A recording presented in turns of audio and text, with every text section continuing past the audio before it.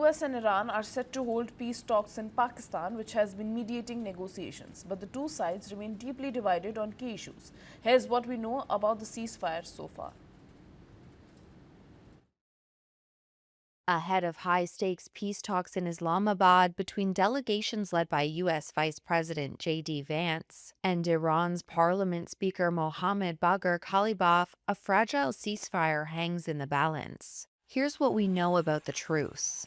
Iran and the United States agreed on Tuesday to a 2-week ceasefire, but fighting has continued across the Middle East, with heavy airstrikes pounding Lebanon. Dr. Borju Özçelik is a senior research fellow on Middle East security at Royal United Services Institute.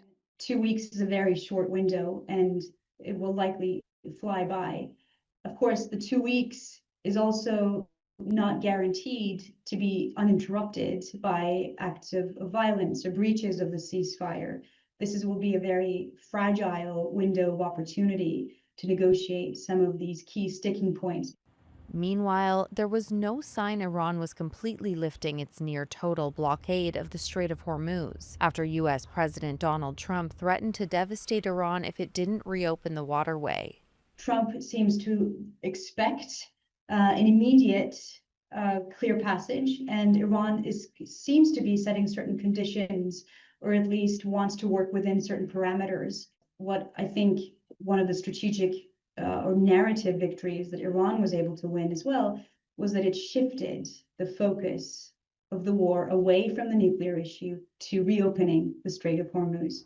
Iranian state television said a first vessel transited the Strait of Hormuz with Tehran's permission after the ceasefire, but shipping sources reported the Iranian Navy was threatening vessels attempting to pass. Iran said it could lift its blockade ahead of peace talks, though ships would still need Iranian approval.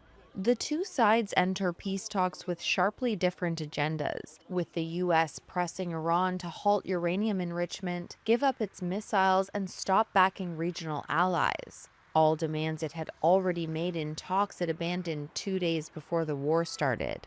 The Iranian proposal suggests that all sanctions, primary and secondary, will be lifted, that Iran will be paid compensation for war damages, and that the U.S. has effectively agreed to allow Iran to enrich uranium, and that it will continue to retain sovereign control over the Strait of Hormuz. It's very difficult at this very early stage to be able to discern decisively what is true and what is not.